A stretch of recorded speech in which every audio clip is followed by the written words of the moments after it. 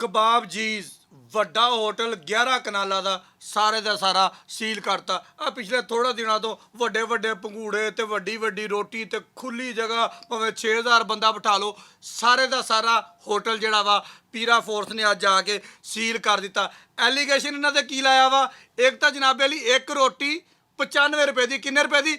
5 ਘੱਟ 100 ਰੁਪਏ ਦੀ। ਅਗਰ ਤੁਸੀਂ 5 ਰੋਟੀਆਂ ਲਈਆਂ ਨਾ, ਤਕਰੀਬਨ 500 ਰੁਪਏ ਦੀਆਂ ਰੋਟੀਆਂ, ਬਾਕੀ ਵੀ ਹਰ ਚੀਜ਼ ਮਹਿੰਗੀ। ਤੇ ਜਿਹੜਾ ਰਾਤ ਨੂੰ ਸਾਰੇ ਹੋਟਲ ਬੰਦ ਹੋ ਜਾਂਦੇ ਸੀ ਨਾ, ਇਹ ਇਕੱਲਾ ਹੋਟਲ ਖੁੱਲਾ ਰਹਿੰਦਾ ਸੀਗਾ। ਤੇ ਜਨਾਬ ਲਾ ਲਾ ਲਾ ਲਾ ਪਾਈ ਸੀ ਸੋਸ਼ਲ ਮੀਡੀਆ ਤੇ, ਚਾਰ ਨੇ ਸੋਸ਼ਲ ਮੀਡੀਆ ਵਾਲਿਆਂ ਨੂੰ ਦੇ ਕੇ ਨਾ, तो जनाब हमने ये कर दिया, हमने वो कर दिया, यहाँ पर आपको पिंगे मिलेंगी, यहाँ पर आपको कश्तियाँ मिलेंगी, दूध की नहरें मिलेंगी, शहद की नहरें मिलेंगी, हर चीज़ मिलेगी।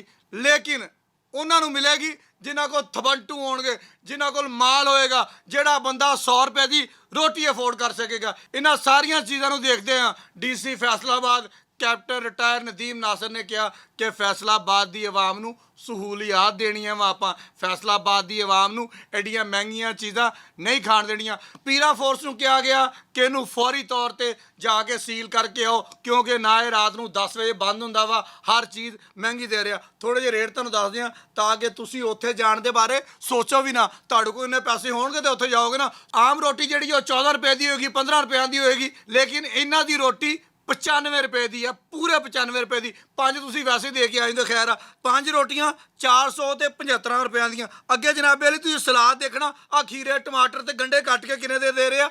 375 ਰੁਪਈਆਂ ਦੇ। ਇੰਨੀ ਕਿ ਸਲਾਦ ਦੀ ਪਲੇਟ 375 ਰੁਪਈਆਂ ਦੀ। ਚਿਕਨ ਪਸ਼ਾਵਰੀ ਕੜਾਈ 3290 ਰੁਪਈਆਂ ਦੀ। ਇੰਨੀ ਮਹਿੰਗੀ ਦੇ ਰਹੇ ਆ ਜਿਵੇਂ ਪਸ਼ਾਵਰ ਤੋਂ ਕੁੱਕੜ ਲੈ ਕੇ ਆਉਂਦੇ ਆ, ਜਾਂ ਪਸ਼ਾਵਰੋਂ ਕੁੱਕ ਲੈ ਕੇ ਆਉਂਦਾ ਜਿਹੜਾ ਇਹਨੂੰ ਪਕਾਉਂਦਾ ਹੋਏਗਾ। ਤੁਸੀਂ ਹਿਸਾਬ ਲਾ ਲਓ 3290 ਰੁਪਈਆਂ ਦੀ ਕੜਾਈ ਹੈ। ਜੇ 2 ਕੜਾਈਆਂ ਤੁਸੀਂ ਲੈਣੀਆਂ ਵਾ, ਫਿਰ ਤੁਸੀਂ ਆਪਣਾ ਮਹੀਨੇ ਦਾ ਜਿਹੜਾ ਬਜਟ ਆ ਨਾ ਉਹ ਆਊਟ ਕਰ ਲੈਣਾ ਵਾ। ਅੱਗੇ ਆ ਗਿਆ ਜੀ ਮਿੰਟ ਮਾਰਗਰੀਟਾ 690 ਰੁਪਏ ਦਾ, ਯਾਨੀ ਕਿ 700 ਰੁਪਏ ਦਾ ਮਿੰਟ ਮਾਰਗਰੀਟਾ। ਆ ਪੂਤਨਾ ਦੇ ਪੱਤੇ ਲੈਣੇ ਤੁਸੀਂ ਥੋੜੇ ਜਿਹੇ, ਇੱਕ ਗੁੱਟੀ ਲੈ ਲਓ 20 ਰੁਪਏ ਦੀ। ਨਾਲ ਜਨਾਬੀ ਵਾਲੀ ਇੱਕ 7 ਅਪ ਲੈਣੀ ਹੈ 100 ਰੁਪਏ ਦੀ। ਉਹਦੇ ਨਾਲ ਤੁਸੀਂ 2 ਡਰਿੰਕ ਬਣਾ ਲੈਣੇ ਆ, ਵਿੱਚ ਬਰਫ਼ ਪਾਣੀ ਇੰਜ ਕਰਨਾ ਵਾ, ਤੇ ਤੁਹਾਡਾ ਮਿੰਟ ਮਾਰਗਰੀਟਾ ਤਿਆਰ ਹੋ ਜਾਣਾ। ਇਹਨਾਂ ਨੇ ਦੇਣਾ ਤੁਹਾਨੂੰ ਜਨਾਬੀ ਵਾਲੀ 690 ਰੁਪਏ ਦਾ। ਅੱਗੇ ਤੁਹਾਨੂੰ ਸਾਰੀਆਂ ਗੱਲਾਂ ਕੀ ਦੱਸਣੀਆਂ ਵਾ, ਤੁਸੀਂ ਇਹਨਾਂ ਗੱਲਾਂ ਤੋਂ ਅੰਦਾਜ਼ਾ ਲਾ ਲੈਣਾ ਵਾ ਕਿ ਬੱਤੀਆਂ ਲਾਓ, ਪੀਂਘਾਂ ਲਾਓ, ਗੱਡੀਆਂ 4 ਖੜੀਆਂ ਕਰੋ, ਕੁਰਸੀਆਂ ਲਿਆ ਕੇ ਰੱਖੋ, ਤੇ ਜਨਾਬੇ ਲਈ ਜਿੰਨਾ ਮਰਜ਼ੀ ਰੇਟ ਸਾਡੇ ਫੈਸਲਾਬਾਦੀਆਂ ਕੋਲ ਲੈ ਲਓ।